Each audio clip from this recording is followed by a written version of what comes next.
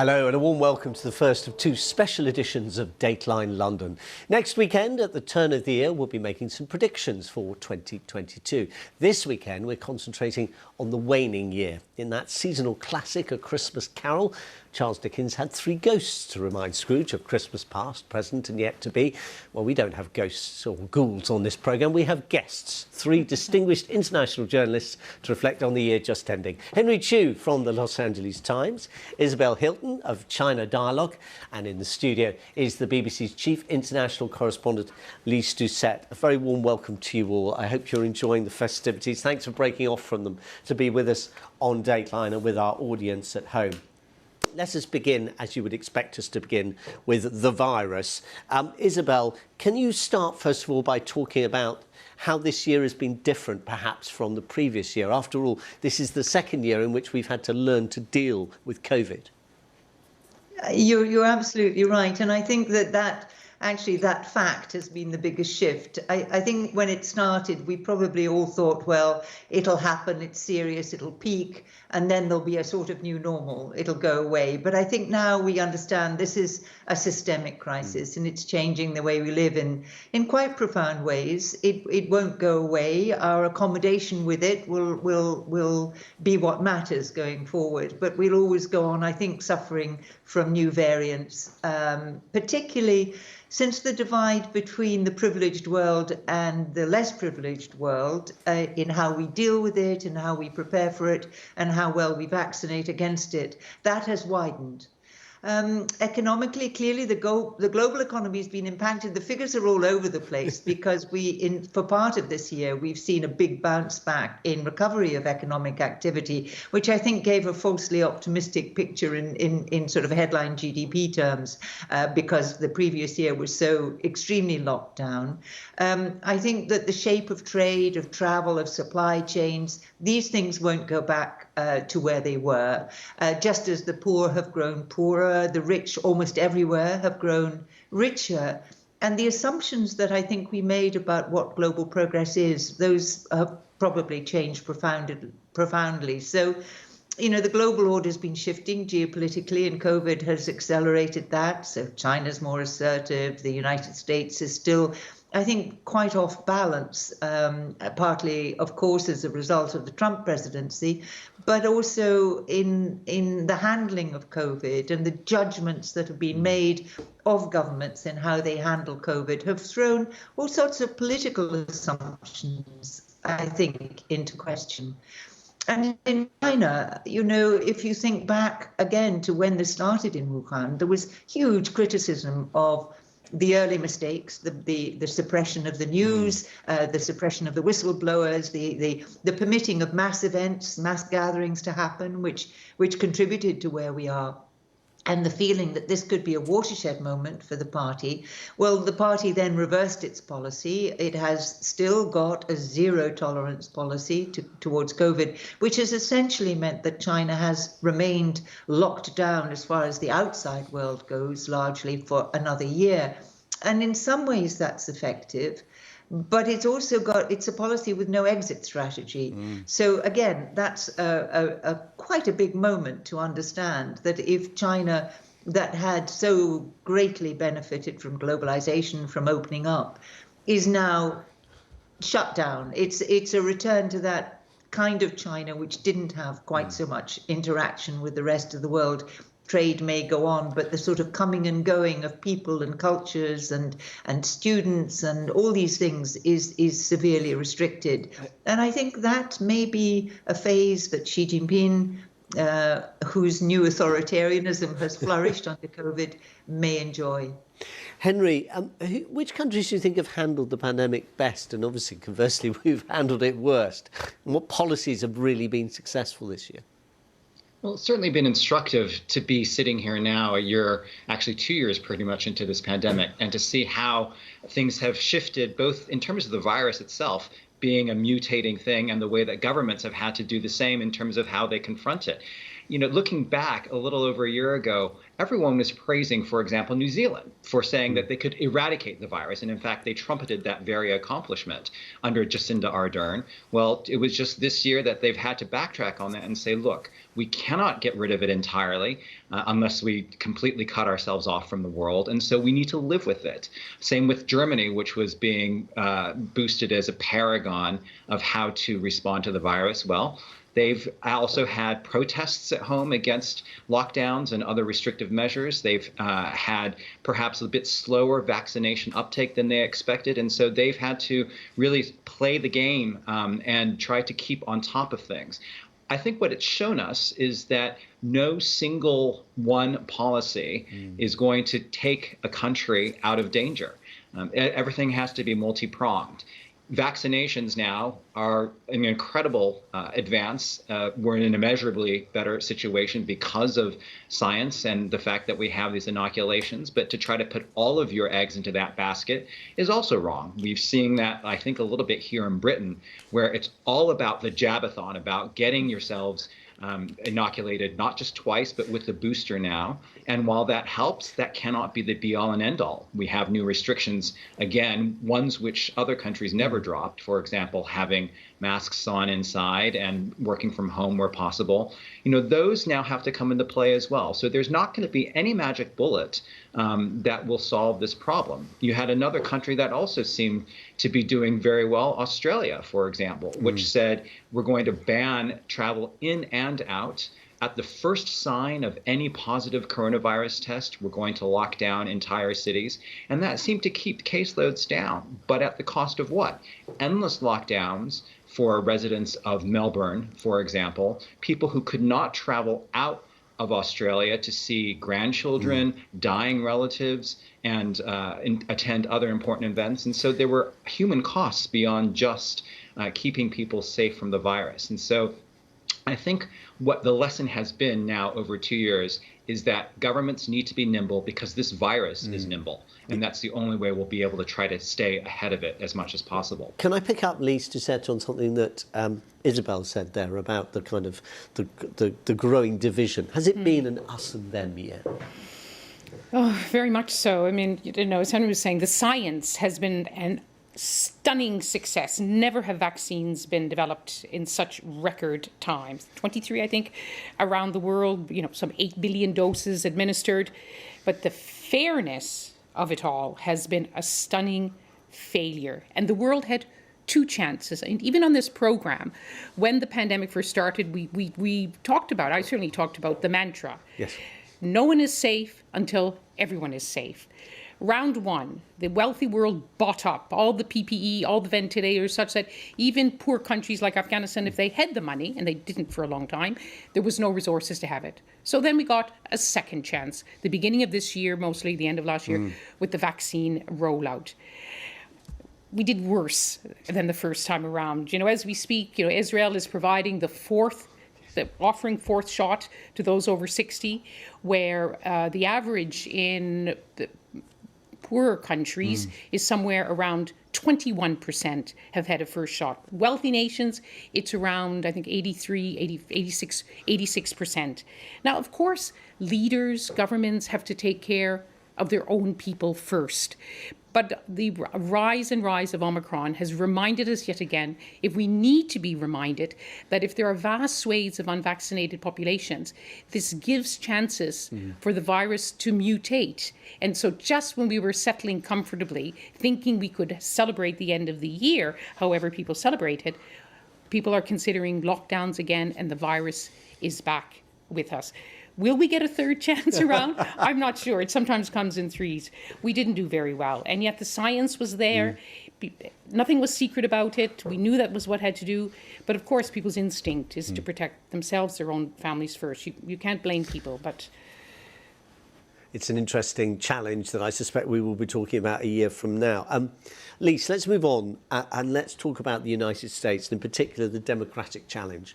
Because the year began with the certification of Donald Trump's defeat by Joe Biden in the November 2020 presidential election. That was just after the Capitol riot on January the 6th that may have shaken some of the complacency among Americans about how solid their democracy was. Democrats were flying the flag and saying we're going to defend our democratic tradition and the US Constitution. And yet, 8 months later, a Democrat president, Joe Biden, is acquiescing in effectively the re-establishment of everything that's antithetical to the US system, a theocracy, and an undemocratic one at that. It's quite a contrast, isn't it?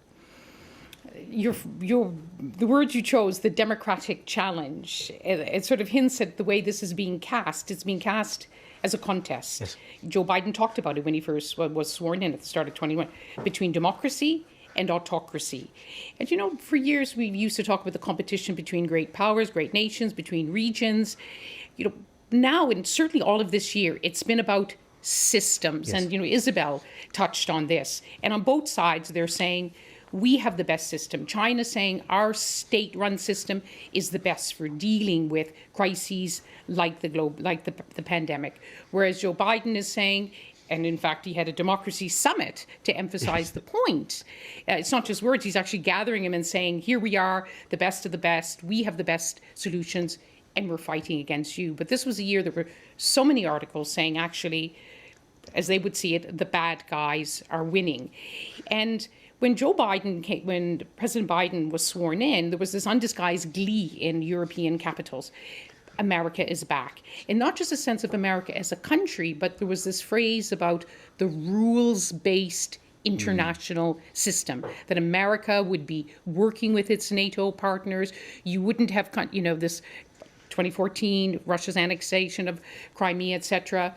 But of course, Joe Biden has had problems at home, from the assault on the Capitol in January to the catastrophic evacuation from Afghanistan. And it wasn't lost on the Russians, who took the opportunity, the head of the National Security Council, to say, there you go, Ukraine, see how America lets down its allies. So it is a challenge, and both sides are being challenged, and both sides not doing very well. Yeah. Henry, talk about the domestic side of this challenge for Joe Biden, because the year ends with his very ambitious plans for kind of rebuilding, building back better. The post-COVID recovery, as it were, are still snarled up in Congress. It is a year in which he has talked a lot about, you know, what he talked about during the campaign, reaching across the aisle. I'm an experienced boy. I've been in Washington. I'm an insider, but this is why an insider is good for the United States. What's your assessment of how all that has worked out?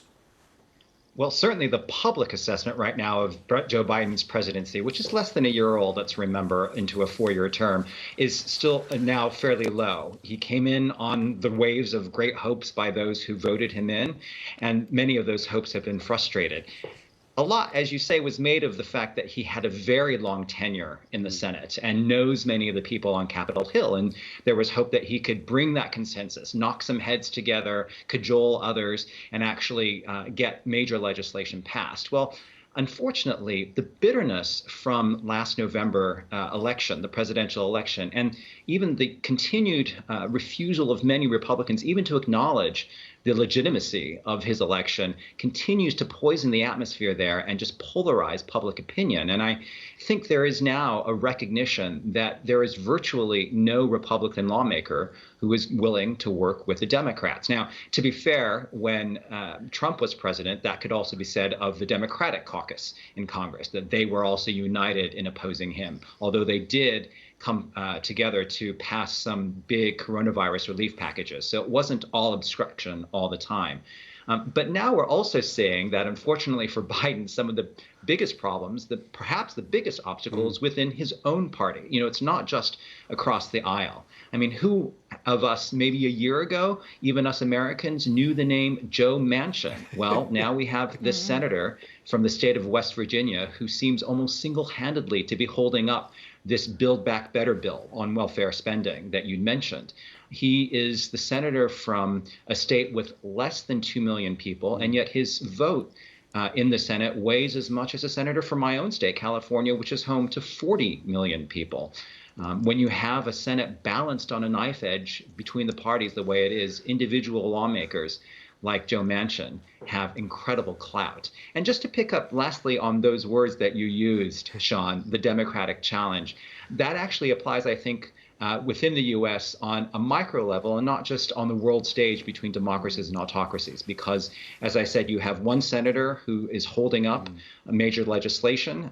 You also have redistricting going on that seems to be restricting the vote of many minorities in states like Texas and others. And so a democratic deficit is not just something that we're seeing across the board and globally, but perhaps within our own democratic societies. Isabel, it has seemed in 2021 as if democracy has been kind of on the defensive at the very least, and there have been countries where things had looked promising that looked less promising at the end of the year than they did at the beginning. Two obvious examples, Sudan in Africa and Myanmar in particular in Asia. Well, Myanmar, yes, is a particularly tragic case, and the more we learn about what's happened in Myanmar since the military coup, the worse it appears. But I'd also cite some less publicized cases, such as India, often held up as a fine example of Asian democracy, where under this particular government, freedoms have been very much in retreat over the past year. And I think that there's been, the Freedom House, which does this survey every year of progress in democracies around the world. One can count democracies, but they also try to assess the quality of democracy against, criteria such as freedom of speech, freedom of the press, freedom of assembly, effectiveness of rule of law. And the rather depressing thing is that not only have the numbers of democracies declined slightly, but in 45 countries, the quality of democracy has diminished. And I think this is very much related to some of the topics that we've been touching on, Henry's account of the struggles of Joe Biden, a democracy. The United States has been the kind of the pillar of the sense of global democracy, upholding democracy as the best form of government.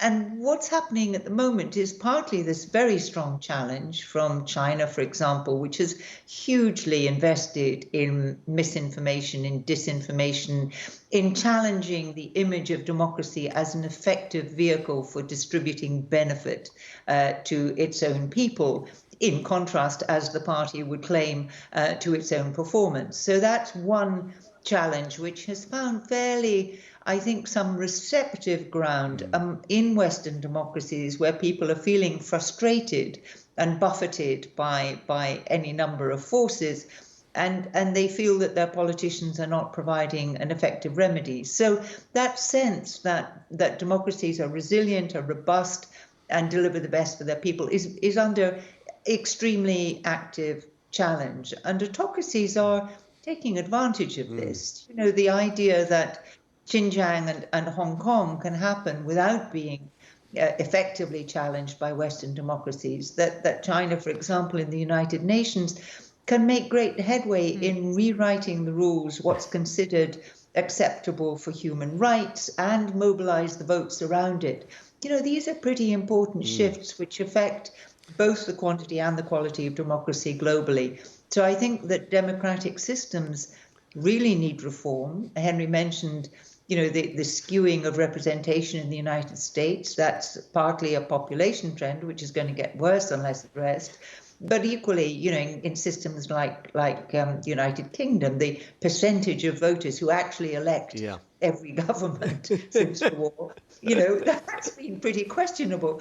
And yet these systems are now, so locked in extremist confrontation that the idea that they can effectively reform themselves to give a better deal to voters, that seems pretty challenging. So I think middle ground is really under attack everywhere, and so is democratic legitimacy. Thank you. Let's move on to our last section.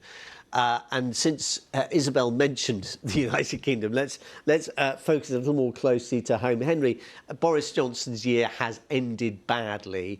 Do you want to talk about the fissures that have opened up, not just in his party, but arguably in his basic governing philosophy, the idea of levelling up, the idea of the UK becoming arguably a more homogenous entity after years in which heterogeny and distinctiveness, not least through devolution, was regarded as something to encourage.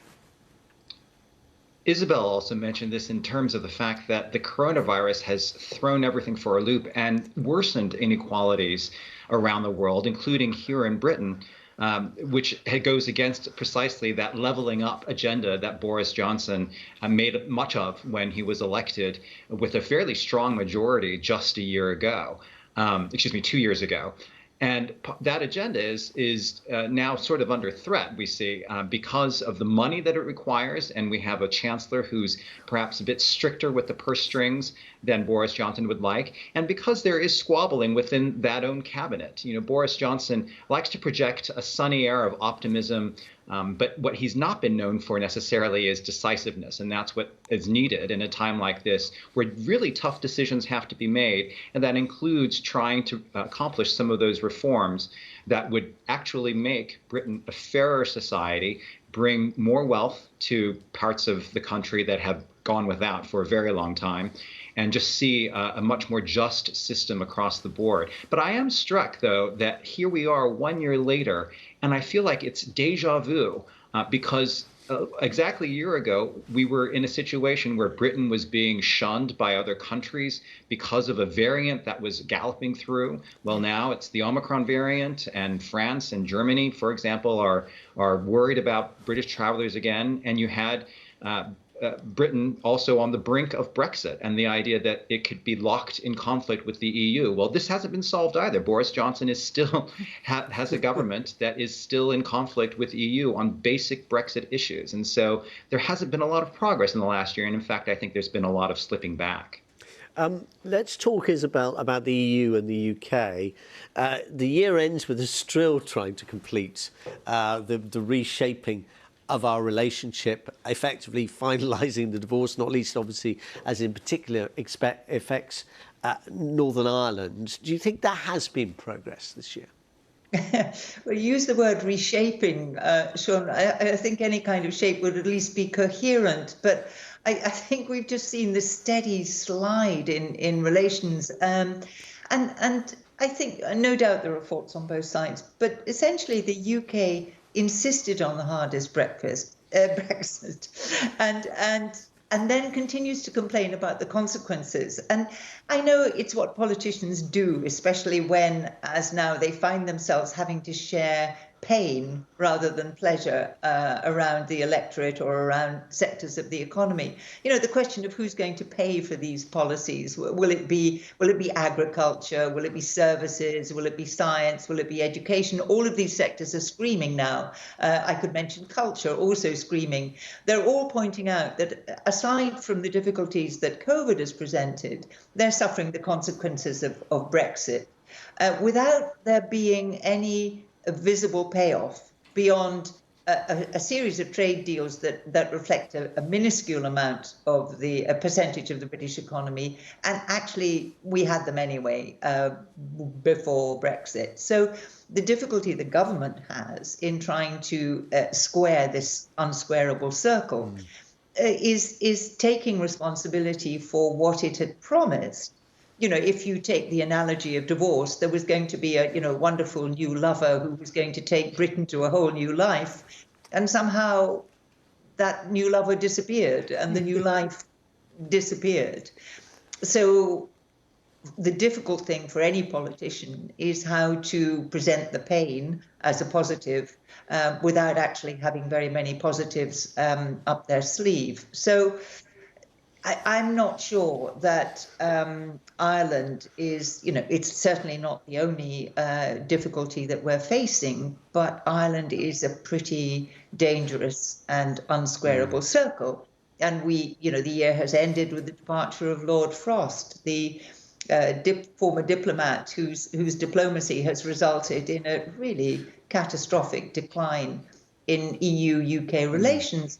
That is affecting all kinds of things, including things like the participation in Horizon, the science program. It's a collaborative science program. It's open to non-EU countries, but the EU suspended British participation because of the toxic state of relations over things like Ireland. So I would hope that as the year closes, there might be some serious reflection on the real life consequences of the policies pursued to date, and that perhaps this is an opportunity to get some more constructive conversation on the table. In our last minute or so, Lise, just reflect on what this year has meant for the European Union, because it had a rather bumpy experience in the vaccination programme, but at least it seems to have kind of, for example, established a programme for recovery that seems actually, in a sense, to move the whole idea of one Europe forward a bit at a time when it had looked rather under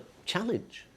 Yes, but it is the European Union. But when it comes to health, it is the responsibility of each government. And we're seeing now with Omicron that they're taking very different responses to how to whether to lock down, whether to quarantine, whether to have travel restrictions. And of course, yes, there is a big COVID recovery plan, but billions in aid to countries like Poland and Hungary are held up because of their systematic violation of what are regarded as European values. So you have an EU ruling against Hungary and their immigration law, and they're saying, sorry, we're still going to plow on with our immigration rule. Same in Poland. I'm going to say sorry as well. We are out of time as we are almost out of the year. Another week to go. Henry, Isabel and Lise, thank you all very much. Lise and I will be back next weekend at the turn of the year, and we'll have new guests with us to talk about the year to come. From all of us, enjoy the rest of the festive break. Goodbye.